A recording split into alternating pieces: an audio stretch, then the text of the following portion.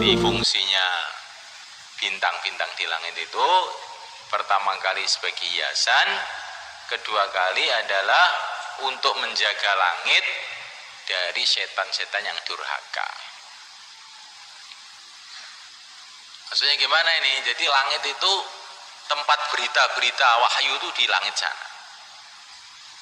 Tempatnya para malaikat-malaikat yang menerima wahyu itu tempatnya di langit sana. Dan ketika malaikat itu menerima wahyu, maka setan-setan itu usaha untuk ikut mendengar. Nah, wahyu itu disampaikan oleh para malaikat yang di langit atas, ke bawahnya, ke bawahnya, ke bawahnya, sampai malaikat yang di langit paling bawah.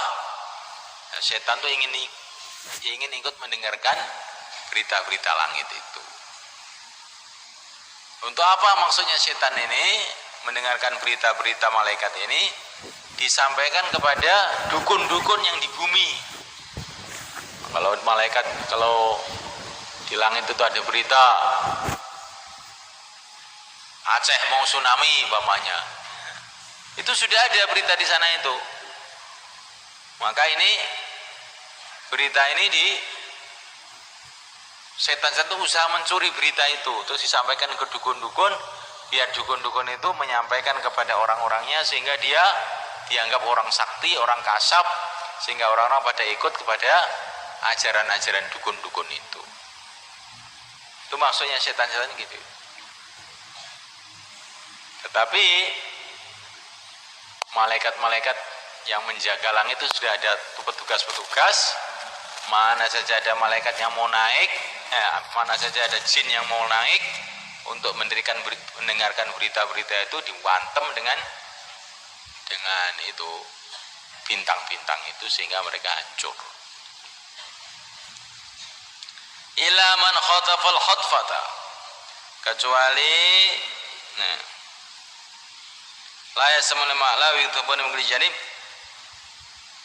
kecuali la yasma'una, mereka tidak bisa mendengar ilal mala'ala, kepada perkumpulan yang tinggi, perkumpulan malaikat, wa yukdzafun, dan mereka itu dilempar min kulli janib, dari setiap arah, duhuran, untuk menolak mereka, untuk mengusir mereka.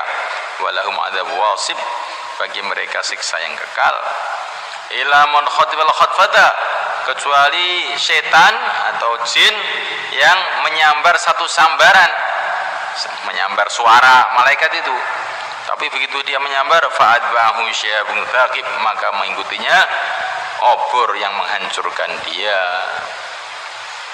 Jadi ada juga yang berhasil mengambil satu kalimah, dua kalimah dari malaikat itu, tapi kemudian dihantam oleh malaikat. Tapi sebelum dihantam itu, kadang-kadang dia sudah berhasil menyampaikan kalimat itu kepada setan yang di bawahnya. Setan itu sudah dibawa lari ke bumi, disampaikan ke dukun-dukun sana. Di ringkesnya, setan-setan itu ada yang bisa mencuri, tapi cuma sedikit. Dan dalam hadis dijelaskan bahwa yang sedikit itu mereka campur dengan kebohongan-kebohongan mereka. Banyak beritanya itu satu, itu dari malaikat itu yang mesti benar itu, terus dicampur-campur dengan 100 kebohongan. Maka kadang-kadang dukun-dukun itu juga ramalannya itu pas gitu kadang-kadang itu, karena itu beritanya itu dari langit sebetulnya, tapi yang tidak pas juga banyak. Tapi orang itu biasanya itu melihat yang pas itu. Wah, dukunnya itu hebat itu, tahu aja dia gini. Padahal yang keliru juga banyak, tapi itu nggak diperhatikan. Yang benar aja diperhatikan, karena manusia itu sudah jadi wataknya suka perkara-perkara yang ajaib, ya nggak?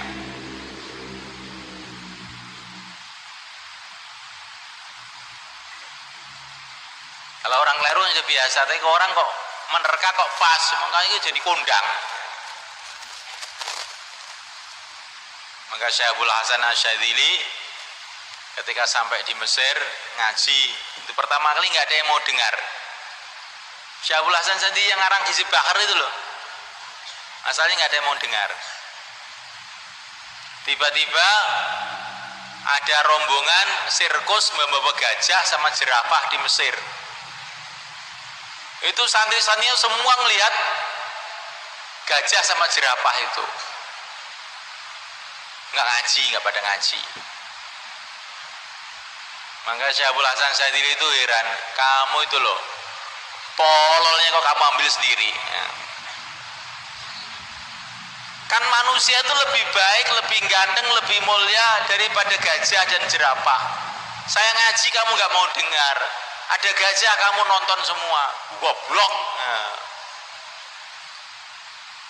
Makanya Abdul Hasan Syadzili akhirnya itu, oh iya, emang manusia itu suka yang aneh. Kalau lihat manusia sudah tiap hari melihat manusia, kalau gajah kan enggak. Coba sekarang ada gajah di depan masjid itu, nanti kan buyar semua, lihat semua. Mana lebih mulia, kiai apa gajah? Nah itu loh. Saya kan kiai kan tiap hari sudah lihat, gajah enggak pernah. Nah begitu juga dukun itu kadang-kadang berbuat aneh, sekali dua kali langsung kondang, walaupun bohongnya itu lebih banyak sebetulnya.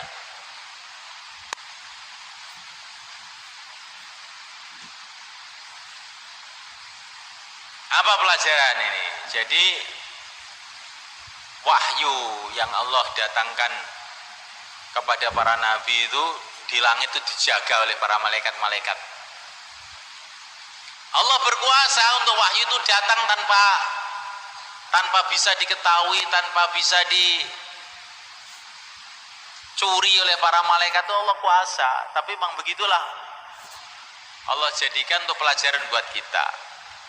Jadi wahyu yang diturunkan pada para nabi, baik itu Al-Quran ataupun lain-lainnya, itu dijaga ketat oleh malaikat di langit itu. Kalau Quran sudah nggak bisa dicuri siapa saja, tapi yang lain itu wahyu-wahyu yang lain mungkin kadang satu kalimat, dua kalimat dicuri sama setan, disampaikan sama dukun-dukun itu, sehingga berita-beritanya itu ada yang benar. Jadi begitu mulianya ilmu agama yang dibawa para nabi, para rasul itu, yang membawa orang-orang suci, makhluk-makhluk suci, yaitu para malaikat. Yang paling utama adalah malaikat Jibril alaihissalam. Kemudian dalam perjalanan itu, ini ilmu langit itu dijaga ketat oleh para malaikat supaya tidak dicuri oleh syaitan. Akhirnya sampailah kepada para nabi. Para nabi sampaikan kepada para sahabat, terus turun temurun sampai kepada kita. Jadi di langit sana itu yang membawa ilmu agama itu sudah memang diistimewakan oleh Allah, yaitu malaikat-malaikat yang istimewa, khususnya malaikat Jibril dan malaikat-malaikat yang lain, dan dijaga. Ini asalnya ilmu yang kamu pelajari itu, ilmu langit itu.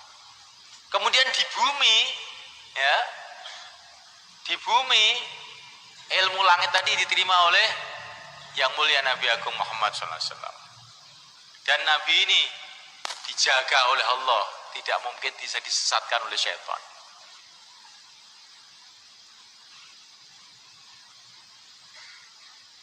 Kemudian ilmu ini disampaikan oleh Nabi kepada para sahabat, generasi yang memang pilihan juga. Setelah itu ilmu agama itu dibawa oleh para ulama-ulama sampai sekarang. Dan dijamin oleh Allah. Kamu baca dalam Manhal Latif itu, yahmilu hadzal ilm min kulli khalfin uduluhu. Allah akan pilih orang-orang adil, orang-orang lurus untuk membawa ilmu agama ini turun temurun sampai kiamat. Kamu baca di Manhal Latif itu muqaddimahnya.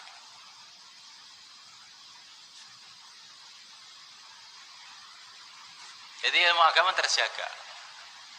Lah kalau di langit ketika belum sampai ke bumi itu juga ada setan-setan yang ingin mencuri ilmu agama, tapi maksudnya bukan untuk belajar agama, maksudnya untuk bikin fitnah, bikin kesesatan, mau disampaikan ke dukun-dukun, ya. Di bumi juga ada begitu. Ada orang belajar agama, maksudnya bukan untuk mau amal agama, mau kebenaran, tidak. Maksudnya mau bikin fitnah. Termasuk sekarang yang terkenal namanya orang-orang jil itu. Belajar ilmu agama bukan untuk belajar untuk amal agama, bukan ingin tahu kebenaran, tapi ingin cari duit, ingin popularitas macam-macam, bikin kesesatan.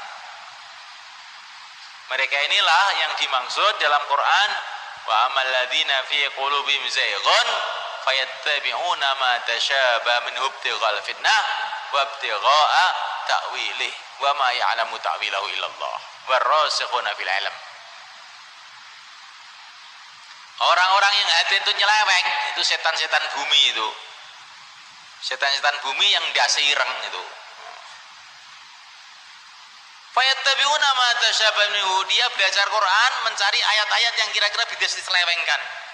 Ayat-ayat yang kira-kira bisa diselewengkan. Ibtighal fitnah, cari fitnah, cari kekacauan. Jadi di langit ada setannya, di bumi juga ada setannya. Cuman di langit itu tuh yang nyuri-nyuri itu setan yang tidak tampak di mata. Tapi kalau di bumi itu yang tidak tampak juga ada, yang dasi ireng juga ada. Itulah orang-orang jil, orang-orang mustasyrikin, orang-orang orientalis itu ya, setan-setan bumi nyuri-nyuri ilmu agama untuk bikin fitnah. Maka kamu harus hati-hati dengan mereka itu. Itu setan bumi. Nah katanya Pak Kiai Mulison itu jaringan iblis liberal. Iblis kalau liberal apa ya eneng. Iblis ya ekstrim ngajakin rokok kabeh.